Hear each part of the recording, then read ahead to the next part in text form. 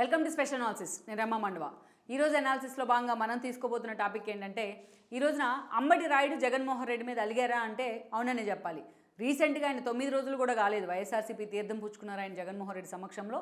అదేవిధంగా జగన్మోహన్ రెడ్డి చాలా అఫిషియల్గానే second లిస్టును release చేశారు. అందులో గుంటూరు ఎంపీ అభ్యర్థిగా అంబటి రాయుడిని ప్రపోజ్ చేస్తున్నట్టుగా కూడా లిస్ట్ బయటకు వచ్చింది. అయితే ఈ సంఘటన జరిగి చాలా సీరియస్గా 9 రోజులు కూడా కాకముందే ఈరోజు తను వైఎస్ఆర్సీపీకి, అదేవిధంగా తను వైఎస్ఆర్సీపీ నుంచి పొందిన అన్ని పదవులకు కూడా రాజీనామా చేస్తున్నట్టు ఒక పెద్ద బౌన్సర్ అయితే వేశారు జగన్మోహన్ రెడ్డి మీద అంబటి రాయుడు ఈ రోజున. అయితే ఇంత హఠాత్తుగా అంబటి రాయుడు పార్టీలో చేరిన కనీసం 10 రోజులు కూడా పార్టీలో ఉండకుండానే ఈ స్థాయిలో జగన్మోహన్ రెడ్డి మీద ఎందుకు తిరుగుబాటు చేశారు అనేది ఒక హాట్ టాపిక్ అవుతూ వస్తుంది. దీనికన్నా ఇంకో సఫికేటివ్ సిచ్యువేషన్ ఏంటంటే, ఈరోజు అంబటి రాయుడు ఇలా జగన్మోహన్ రెడ్డి వైపు నుంచి బయటకు వస్తున్నానంటూ ట్వీట్ చేయడంతోనే టీడీపీ అఫిషియల్ ఖాతా నుంచి ఆయనకు శుభాకాంక్షలు చెప్తూ మరొక ట్వీట్ రావడం జరుగుతుంది, సర్కాస్టిక్గా, సెటైరిక్గా. ముందుగానే మీరు జగన్మోహన్ రెడ్డి ఏంటో అర్థం చేసుకున్నారు, అందుకు ధన్యవాదాలు అంటూ కూడా చాలా సర్కాస్టిక్గా ఒక మెసేజ్ని అయితే టీడీపీ పోస్ట్ చేసింది. మనం చూసినట్లయితే ఈరోజు అంబటి రాయుడు నిజంగానే పార్టీ మీద ఒక అసంతృప్తితోనో ఒక సఫికేటివ్ సిచ్యువేషన్ ఎదుర్కోవడానికి కూడా ఆయన పార్టీలో ఎప్పటి నుంచో లేరు. గత వారం రోజులు అయింది ఆయన పార్టీలో చేరి. సో ఆయన ప్రధానంగా ఆయన ఆ స్థాయిలో జగన్మోహన్ రెడ్డి మీద అసంతృప్తి వ్యక్తం చేయడానికి, పార్టీ నుంచి బయటికి రావడానికి ఒక ప్రధాన కారణం ఉందనే చర్చ జరుగుతోంది. ఈరోజు అంబటి రాయుడిని చూసినట్లయితే పొన్నూరులోని ఒక స్వగ్రామం అయింది, పొన్నూరు పరిసర కాన్స్టిట్యున్సీలో. అక్కడి నుంచి ఆయన క్రికెట్ను కూడా, నేషనల్ క్రికెట్ను కూడా ఆయన రిప్రజెంట్ చేస్తూ వచ్చారు. కీలకంగా పలు విషయాల్లో కూడా ఆయన రాణించడం జరిగింది. ఎంఎస్కే ప్రసాద్ లాంటి వాళ్ళతో ఉన్న ఇష్యూస్ కారణంగా అనేక సార్లు ఆయన వార్తల్లో కూడా ఎక్కుతూ వచ్చారు. అసలు తన కెరీర్ సమాధి కావడానికి ఎంఎస్కే ప్రసాదే కారణం అంటూ కూడా అంబటి రాయుడు విమర్శలు చేసిన సందర్భాలు కూడా ఉన్నాయి. ఇక ఇటీవల కాలంలో పూర్తి స్థాయిలో తన క్రికెట్ నుంచి రిటైర్మెంట్ తీసుకుంటానంటూ కీలక ప్రకటన చేశారు దాదాపు 1 year బ్యాక్. అప్పటి నుంచి కూడా టువర్డ్స్ జగన్మోహన్ రెడ్డితో సెయిల్ అయ్యేందుకు ఆయన అనేక సార్లు ఆసక్తి చూపిస్తూ వచ్చారు.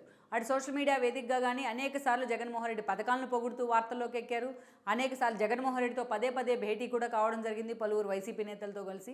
ఈ క్రమంలో అంబటి రాయుడు పొలిటికల్ కెరీర్కి సంబంధించి ఒక చర్చ అయితే వచ్చింది. అంబటి రాయుడిది పొన్నూరు కాబట్టి పొన్నూరు ఎమ్మెల్యే టికెట్ ఆయనకి ఇస్తారంటూ కూడా చాలా రోజులుగా ప్రచారం జరిగింది. కానీ ఇక్కడ ఒక ట్విస్ట్ ఏంటంటే, ఉమారెడ్డి వెంకటేశ్వర్లు చాలా సీనియర్ నేతగా ఉన్నారు వైఎస్ఆర్సీపీలో, టీడీపీ నుంచి వచ్చారు, ఆయన మాజీ కేంద్ర మంత్రి కూడా.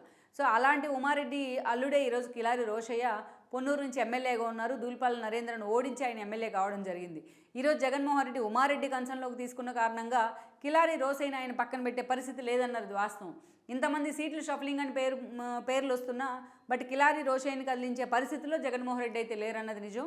సో అందుకని ఈ రోజున అంబటి రాయుడు కాదు, ఇంకొకరు వచ్చినా అక్కడి నుంచి కిలారి రోసయ్యని కదిలించరు, కిలారికే టికెట్ దక్కే అవకాశం అయితే ఉంటుంది. సో పొన్నూరు నుంచి ఎమ్మెల్యేగా పోటీ చేసే ఛాన్స్ ఆయనకు లేనట్టే. అయితే జగన్మోహన్ రెడ్డి ఇటీవలే అంబటి రాయుడు పార్టీలో అఫిషియల్ తీర్థం పుచ్చుకున్నారు 9 రోజుల క్రితం. ఆయనకు గుంటూరు ఎంపీ అభ్యర్థిగా టికెట్ ఇస్తానంటూ కూడా ఆయన అనౌన్స్ చేయడం జరిగింది జగన్మోహన్ రెడ్డి. ఇదే హామీని తీసుకొని కూడా అంబటి రాయుడు వెళ్ళారు.